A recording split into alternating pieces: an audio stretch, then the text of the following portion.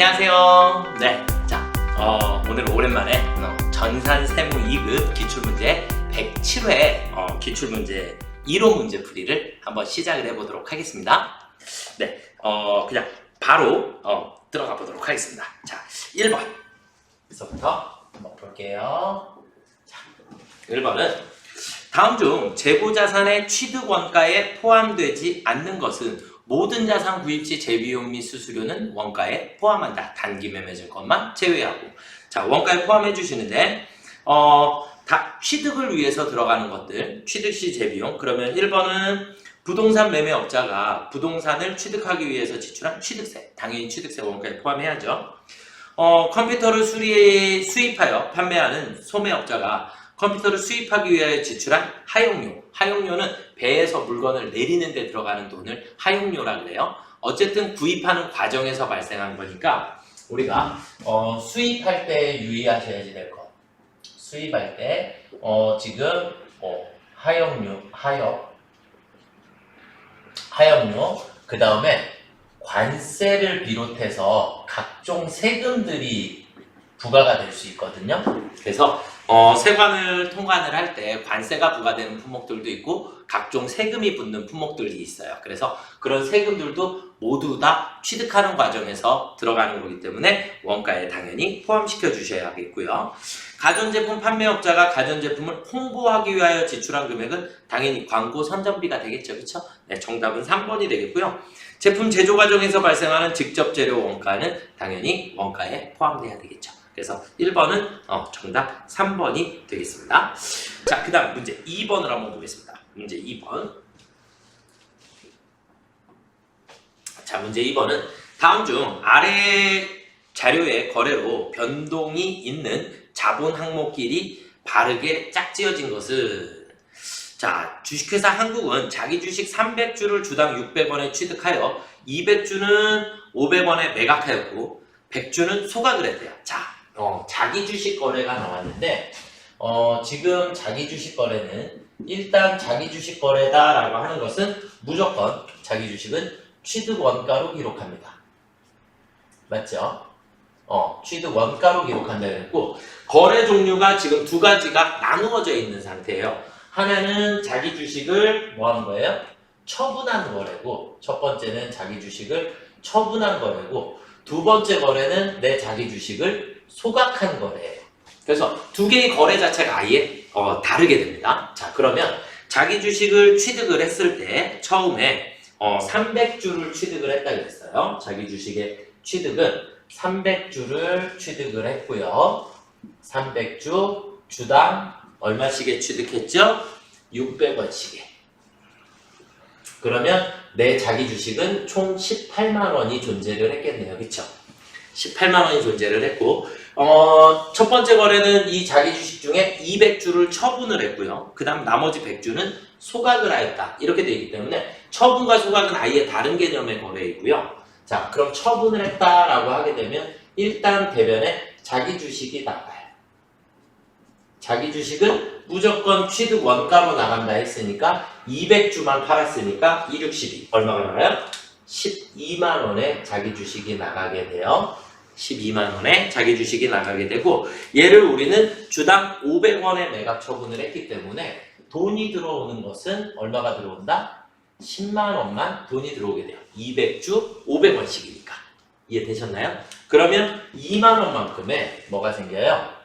자기 주식 처분 손실이 자기 주식 처분 손실이 2만 원만큼이 생기겠죠. 이렇게가 거래 한 건이고요. 그 다음에 소각하는 거래는 나머지 100주에 대해서 그러면 내 자기 주식이 100주 600원씩에 취득을 했으니까 그러면 6만 원이 자기 주식이 없어지겠죠. 그런데 소각을 했다. 소각을 했다를 우리는 뭐라고 얘기하죠? 감자라고 얘기하죠. 자본금을 감소시킨 거. 그러니까 차변에 자본금이 없어져야지.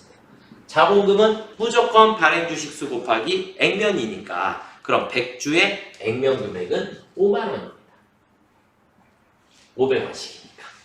이해가 되셨나요? 그럼 여기서도 또 10,000원의 마이너스가 생길 건데 이 10,000원의 마이너스 감자하고 마이너스 생긴 거니까 얘는 우리가 감자 차손이다 라고 얘기를 해주시면 돼요. 자, 그러면 여기에서 이제 우리가 문제에서 뭐라 그랬냐면 다음 아래의 자료의 거래로 변동이 있는 자본 항목끼리, 그러니까 변동이 생긴 건 일단 첫 번째 자기 주식에 변화가 생겼고요. 그 다음에 자기 주식 처분 손실, 자본 조정이죠. 그리고 자본금이고요. 감자 차손, 자본 조정이죠. 결국 우리는 자본금은 자본금이고 자기 주식 처분 손실은 자본 조정이고요. 그리고 감자 차손도 자본 조정이고요. 그리고 자기 주식도 자본 조정 항목이죠. 그렇죠? 결국 우리가 지금 현재 움직인 건 자본 조정 3가지, 자본금 1가지. 그래서 정답은 3번이 되겠습니다. 이해가 되시나요? 그래서 거래 자체를 묶으시면 안 되고 이렇게 거래가 별도의 거래가 발생한 것이다 라고 이해하시면 좋을 것 같습니다. 자, 그 다음 문제로 한번 넘어가 보도록 하겠습니다. 문제 3번입니다. 문제 3번. 자, 문제 3번은 다음 아래의 자료를 이용하여 23년도에 매도 가능 증권 처분 손익을 물어봤어요. 자, 매도 가능 증권의 처분 손익을 물어봤어요. 그러면 이건 저한테 수업 들으셨던 분들 혹은 제가 유튜브에 올려놓은 것들 확인을 조금 많이 해주시면 좋을 것 같고요. 매도 가능 증권의 처분 손익은 무조건 취득가액하고 처분가액하고 이 둘의 차이만큼이 무조건 처분 손익이 되더라. 둘의 차이만큼이 무조건 처분 손익이 되더라. 그러면 결국 처음에 취득을 얼마에 했냐? 취득은 주당 얼마에? 7,000원에 취득을 했다 라 그랬고요. 그 다음에 3월 1일 날 마지막에 처분했는데 처분은 얼마에? 6,000원에 처분을 했다. 그럼 7,000원 주고 샀는데 6,000원에 팔았으니까 우리는 여기서 마이너스 1,000원이라는 게 발생을 하겠죠. 그쵸? 네. 전체 주식수는 몇 주를 처분했어요? 100주. 그러면 100주는 마이너스 1,000원씩이니까 10만원의 처분 손실이 발생을 하게 됩니다. 그래서 정답은 2번이 됩니다. 자, 그 다음에 문제 4번을 보도록 하겠습니다. 문제 4번. 다음 중 충당부채에 대한 설명으로 가장 옳지 않은 것은? 자, 충당부채. 충당부채다라고 하면 무조건 충당부채의 가장 중요한 개념은 현재 의무가 존재해야 한다.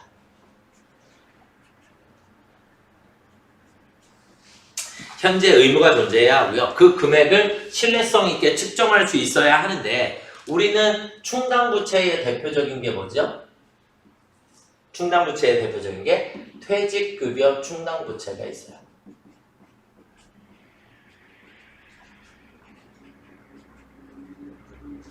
이 퇴직급여 충당부채를 예를 들어드리는 제일 큰 이유는 뭐냐? 충당부채의 종류가 몇 가지가 있기는 한데 우리가 기본적으로 퇴직금이다라고 하는 걸 지급을 할 건데 이 직원이 언제 퇴사할지 알아요? 몰라요? 모르죠. 퇴사할지 모르다 보니까 당연히 퇴직금은 지금은 어떻게 하냐? 추정에 의한 측정치로.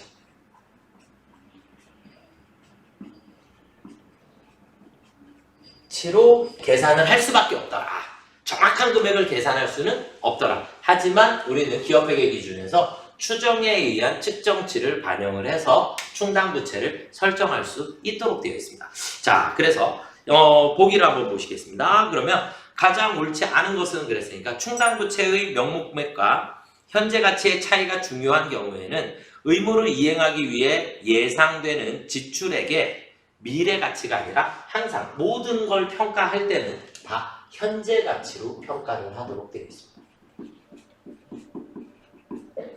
현재 가치. 먼 훗날 언젠가 지급해야 할 금액의 현재.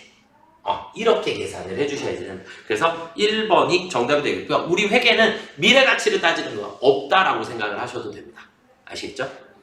자, 그 다음 문제 2번. 충당부채는 보기 2번. 충당부채는 최초 인식한 시점에서 의도한 목적과 용도로만 사용. 퇴직급여 충당부채는 당연히 퇴직금 지급하기 위해서 사용을 하게 된다.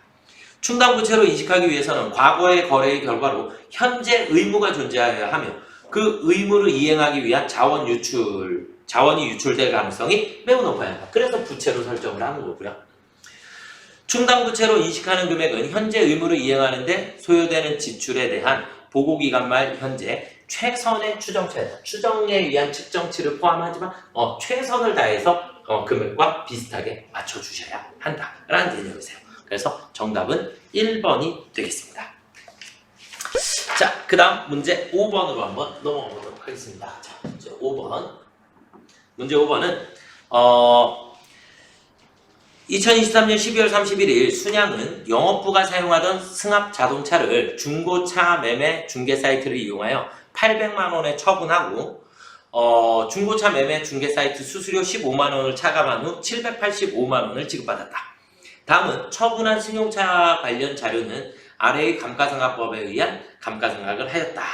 이렇게 돼 있고 처분 손익을 물어봤어요. 그런데 이 문제에서 중요한 건 원래 800에 처분했는데 모든 자산 처분 시 재비용 및 수수료는 어떻게 하죠? 재비용 및 수수료는 처분가에서 직접 차감합니다. 그래서 처분가에 수수료 비용 처리하는 게 아니라 그냥 15만 원을 차감한 나머지 결국 우리는 785만 원이 처분가예요. 처분가. 자, 그러면 우리는 기본적인 분계가 자동차를 팔았으니까 대변에 차량 운반부가 나가겠죠? 차량 운반부 얼마짜리예요? 1,500만 원짜리. 우리 문제는 차변에 반드시 감가상각 누계액이 소멸해야 하는데 이 감가상각 누계액을 계산하셔야겠죠. 그런데 우리는 21년 1월에 취득을 했고 정액법으로 상각을 하는데 22년 1월이라 했고요. 그러면 22년 12월에 상각을 했을 거고 지금 오늘은 23년 12월 31일이기 때문에 감가상각을 몇 번 한다? 2번 한다. 그러면 매용연수가 5년이니까 나누기 5 해주시면 1년에 얼마씩? 300만 원씩 300만 원씩 정액법이니까 그래서 600만 원만큼의 상각을 하겠죠. 그래서 감가상각 누계액은 600만 원이 될 거고요. 저는 매각한 금액만큼이 돈이 들어올 거예요. 돈이 얼마가? 785만 원만큼이 들어오게 됩니다. 그러면 우리는 마이너스 얼마가 생겼죠? 115만 원만큼의 유형자산 처분 손실을 찾아주실 수 있겠죠. 이해가 되시나요? 네. 그래서 정답은 4번이 되겠습니다. 이해가 되시죠? 그래서 분계를 먼저 갖다가 집어넣어 놓으신다라고 생각을 하시면 문제를 조금 쉽게 풀으실 수 있지 않을까라고 생각을 합니다. 자, 그 다음 문제 6번. 다음 중 손익계산서에서 확인할 수 있는 항목. 손익계산서 원재료, 제조간접비, 기말제공품. 이건 다 원가명세서에서 제조원가명세서에서 찾을 수 있는 내용이고 그래서 단기제품 제조원가 우리가 6번에 손익계산서에선 매출 원가라고 하는 거, 제품 매출 원가를 계산할 때 여기에 우리는 기초 제품 재고에 그리고 단기 제품 제조원가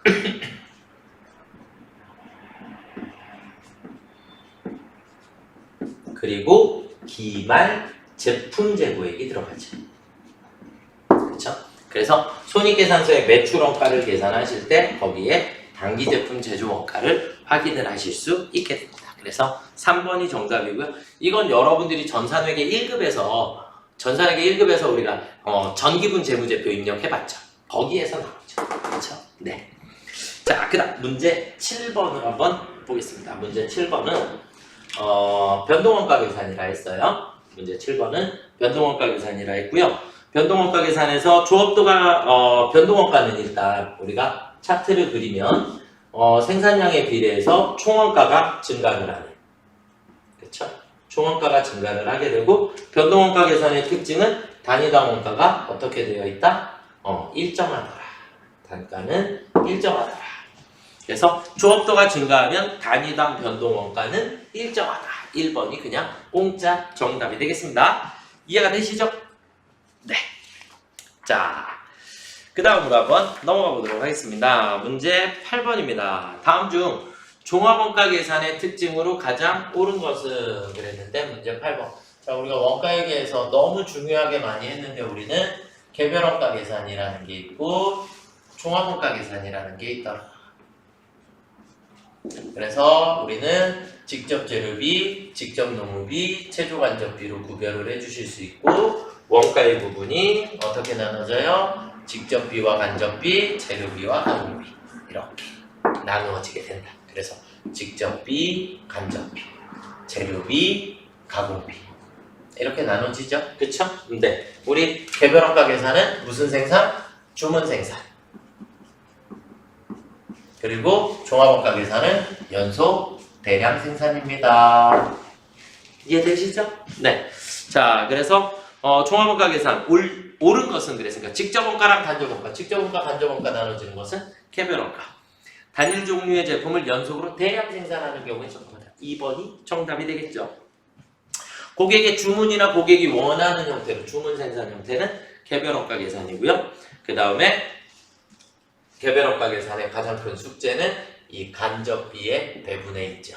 그렇죠. 제조 간접비를 어떻게 배분하느냐에 따라서 틀려지니까. 자, 그 다음 문제 9번으로 가고 있습니다. 다음 자료를 이용하여 직접 노무 원가를 계산하면 얼마인가 그랬어요. 직접 노무 원가. 우리 이걸 그대로 써볼까요? 여기에서? 그냥 밑에다가 다시 할게요. 네, 자, 문제 9번은 우리가 직접 원가가 나와 있고 가공 원가가 나와 있고 총제조 원가가 나와 있어요. 그러면 우리가 총제조 원가, 재료비, 노무비, 제조, 간접비 이렇게 놓고 보고 전체 총 금액이 얼마다? 80만 원이다 라고 주어질 거예요. 80만 원. 그 중에서 기초 원가, 직접 재료비랑 직접 노무비 이렇게 둘을 더한 게 40만 원입니다. 이렇게 되어 있고 그 다음에 가공 원가. 가공 원가는 이렇게 둘을 더한 게 50만 원입니다. 이렇게 되어 있는 상태죠. 그렇죠? 그러면 우리는 이렇게 둘이 50만 원이니까 그러면 전체 80만 원이라 그랬으니까 그 중에 50만 원을 빼고 나면 재료비가 얼마다? 30만 원이구나. 이렇게 이해를 하시면 돼요. 그러면 재료비랑 노무비 더한 게 40만 원이니까 노무비는 10만 원이구나. 이렇게 되겠죠. 그러면 제조 간접비는 어떻게 돼요? 빼고 나면 40만 원이구나. 이렇게 찾아주시면 되는 거죠. 이해가 되셨나요? 이해가 안 되셨으면 다시 한번 영상을 확인해 주시면 좋을 것 같습니다. 그래서 정답은 직접 노무 원가를 물어봤으니까 10만 원이 정답이 되겠고요. 자, 그 다음 문제 10번. 네. 실제 시험 문제에서 10번이 나오면 일단 버리고 넘어가세요. 그리고 다 푸시고 난 다음에 다시 오셔서 계산하시면 됩니다. 시간이 조금 걸리니까. 그래서 자, 단계 배분법이라 그랬고요. 가공 부문서부터 먼저 보내주신다라고 얘기를 했고요. 가공 부문, 그 다음에 연마 부문, 그리고 3라인, 5라인 이렇게가 있었어요. 자, 그러면 가공 부문서부터 계산을 한번 해볼게요. 가공 부문은 먼저 보내주셔야 되니까 가공 부문의 자기 부문 발생액은 40만 원이고요. 이 40만 원을 순서대로 배분을 해볼게요. 5대 3대 2지요. 그렇죠? 가공 부문비는 50%, 30%, 20% 이렇게 되어 있으니까. 자, 그런데 우리 문제상에서 물어본 건 누구 거 물어봤어요? 3라인을 물어봤으니까 3번 것만 계산할게요. 아시겠죠? 자, 그러면 일단 우리가 단계별로 배부할 때는 연마 부분을 반드시 해주셔야지 돼요. 그래서 50%가 가기 때문에 20만 원이 갈 거고요. 그 다음에 4, 3, 12, 12만 원이 갈 거고 4, 2, 8, 8만 원이 가겠죠. 이렇게 배분이 끝난 거고요. 자, 우리가 여기에서 이제 두 번째는 연마 부문을 배분을 해줄 건데 연마 부문은 원래 자기 부문 발생액이 20만 원이 있었죠. 그쵸? 20만 원이 있었는데 연마 부문은 가공 부문에서 20만 원이 또 왔어요. 그래서 연마 부문은 40만 원을 가지고 배분을 해주셔야지 되고 가공 부분은 이미 배분이 끝났기 때문에 주지 않습니다. 주지 않고 그 다음에 3번에 우리 몇 프로예요? 35%. 그 다음에 5번에 45% 이렇게 돼 있으니까 이걸 계산을 쉽게 하시려면 자 40만 원을 어쨌든 얘한테는 안 주고 둘한테만 나눠주셔야 하기 때문에 35에 해당하는 거 3번만 계산하시면 되니까 그러면 나는 35. 퍼센트도 크게 의미 없어요. 35 곱하기 우리 둘의 합은 80 분의 우리는 40만 원을 나누어 주실 겁니다. 이해가 되셨나요? 그러면 17만 5천 원이 나오나요? 그쵸? 17만 5천 원이 나올 것 같은데 17만 5천 원. 왜냐면 2분의 1이니까 2로 나눠주시면 17만 5천 원만큼의 3번의 배부액이 나오게 돼요. 이해가 되시나요? 네. 이것도 제가 핵심만 딱에다가 정리를 또 해놨으니까 그걸 확인을 조금 해주시면 되겠고 3라인은 원래 자기보험 발생액이 50만 원이 있었죠. 그쵸? 50만 원이 있었으니까 3라인의 총 제조원가는 79만 5천 원이 정답이 되겠습니다. 79만 5천 원이 정답이 되겠고요. 그래서 4번이 정답이 되겠습니다. 이해가 좀 되시나요? 이게 좀 중요해요. 근데 시간이 오래 걸리니까 우리는 다른 문제들을 다 풀고 난 이후에 오셔서 풀이를 하시면 좋을 것 같다라고 생각이 듭니다. 자, 이제 11번으로 넘어가 보겠습니다. 여기서부터 이제 세법이고요. 우리가 외우셔야 될 것들이 조금 있습니다. 자, 부가세법상 신용카드 매출전표 등 발급에 대한 세액공제에 대한 관한 설명으로 틀린 것은 신용카드 발급에 대한 세액공제는 법인은 무조건 안 돼요. 법인은 무조건 안 되고 개인만 가능합니다. 그래서 법인사업자와 직전연도 재화 또는 용역의 공급가액의 합의 사업장별로 10억 원을 초과하는 개입사업자는 적용 대상에서 제외한다. 네.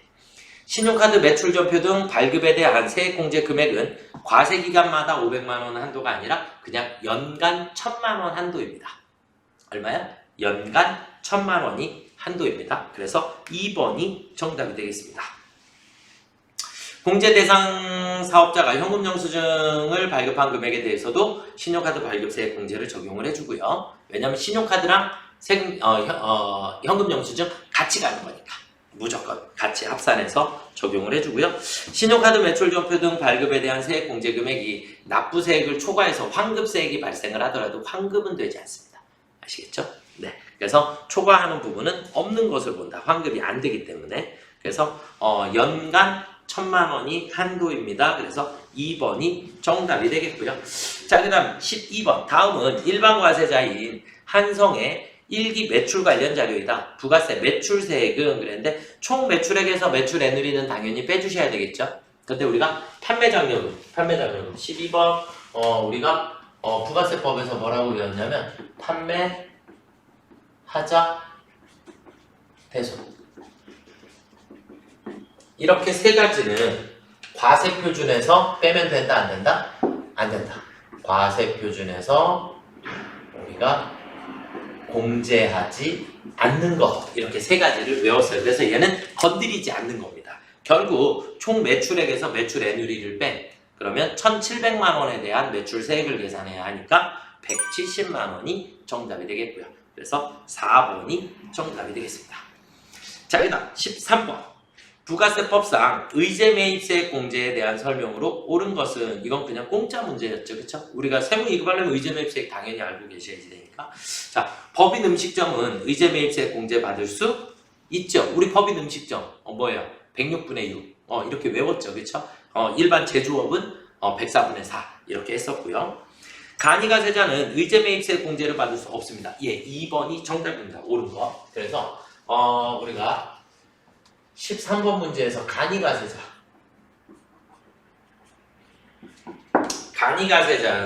일단 의제매입세액 공제 받을 수 없고요. 대손세액 공제 받을 수 없고요. 환급 받을 수 없습니다.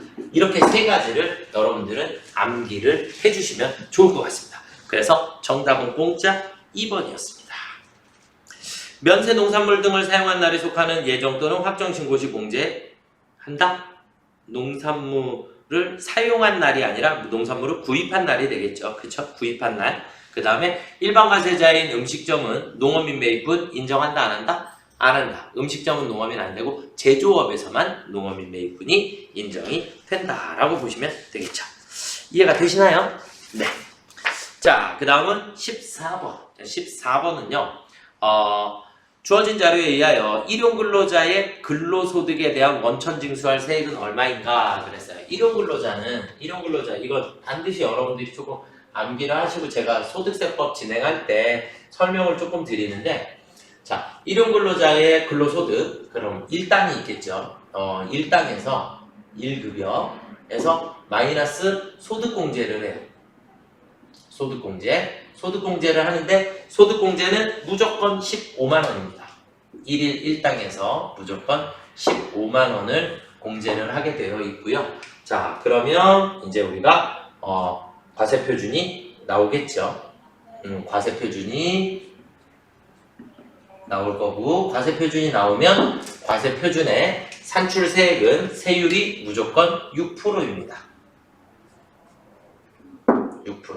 6%를 계산을 해주시게 되면 이제 산출세액이 나오게 되는데, 산출세액이 나오게 되면 산출세액에서 마이너스 이제 55%의 세액공제를 받게 됩니다. 세액공제 55%를 받게 되고, 그러고 나면 우리 원천징수할 세액이 나오겠죠. 원천징수세. 지금은 우리가 일당이 4일치로 계산이 되어 있는데 4일치 하지 마시고 1일치 계산해서 곱하기 4 해주시면 되니까, 그러면 1일 1당이 얼마래요? 20만원. 그러면 1일 공제 15만원 받으니까 과세표준이 5만원이 될 거고, 그러면 6%를 계산을 하니까 3,000원이 나오겠죠. 그럼 3,000원에 55%, 그럼 1,650원을 빼주시면 되니까, 1,650원을 빼주시면 되니까, 그러면 원천징수세액은 1,350원이 나오게 되겠고, 이게 이제 며칠간이요? 곱하기 4. 그러면 4, 4, 3, 12, 4, 5, 20, 그러면 5,400원이 나오겠네요. 원천징수해야 할 세. 그래서 세무 2급 정도 하셨으면 이렇게 일용근로소득 정도는 계산을 하실 수 있으셨으면 좋겠습니다. 그래서 정답은 4번 5,400원이 되겠고요. 자, 그 다음은요. 다음은 접대비에 관한 설명이다. 아래 빈칸에 각각 들어갈 금액으로 올바르게 짝지어진 것은 사업자가 한 차례의 접대에 지출한 접대비 중 경조사비는 얼마까지 가능하죠? 20만원까지 무증빙 가능합니다. 아시겠죠? 그래서 경조사비는 20만원까지, 그 다음에 그 외의 경우에는 3만원을 초과하는 금액에 대해서는 무조건 적격증빙을 수취하셔야 합니다. 아시겠죠? 그래서 적격증빙을 수취하지 않으면 접대비료 인정을 못 받게 된다. 이렇게 생각을 하시면 되겠고, 그래서 경조사비 20만원, 그 다음에 3만원 초과 금액에 대해서는 우리가 적격증빙을 수취하여야 합니다. 그래서 정답은 4번이 되겠습니다. 이해가 되셨죠? 네. 107의 문제가 많이 쉬운 편도 아니고 그렇다고 많이 어려운 편은 조금 아니었던 것 같아요. 그래서 중급 난이도 정도 되는데, 대신에 문제의 지문이 조금 난이도가 있었다라고 보시는 게 맞을 것 같습니다. 네. 여기까지 일단 107의 이론 2B를 마쳐드리도록 하겠습니다. 수고들 많이 하셨습니다.